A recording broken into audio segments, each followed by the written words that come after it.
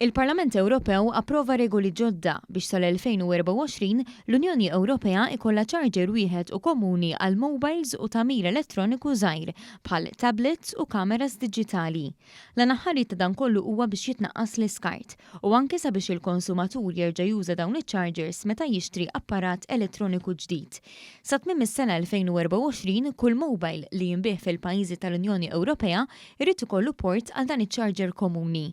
B'hekk iċ-ċittadini Ewropej se jkunu jistgħu igawdu minn charger komuni għal prodotti elettroniċi ta' daqs żgħir u medju. Dawn jinkludu laptops, smartphones, tablets, smartwatches, kameras diġitali, printers u headphones. Iċ-charger komuni li ser ikun qed jiġi adottat huwa ta' tip USB Type-C. Mill-ħarifa tal-2026 il-USB-C se jkun qed jintuża wkoll għal-laptops kollha. Il-Kummissjoni Ewropea stmat li ċ-charger uniku se jifranka madwar 250 miljun euro għall-konsumaturi u aktar minn 11,000 tonnellata ta' skart elettroniku kull sena.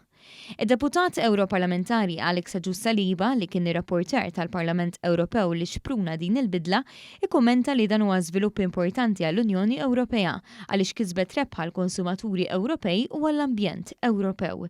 Alexa Giussaliba spjega li permezz tal-ħidma li kienet jikkoordina flimkien mal-kollegi Shadow Rapporteurs tal-Parlament Ewropew f'sitt ġimgħat ġew konklużi negozjati mal-Kummissjoni Ewropea u mal-Presidenza tal-Kunsill tal-Unjoni Ewropea wara l-kisba ta' bosta approvazzjonijiet f'livelli differenti fil-Parlament Ewropew.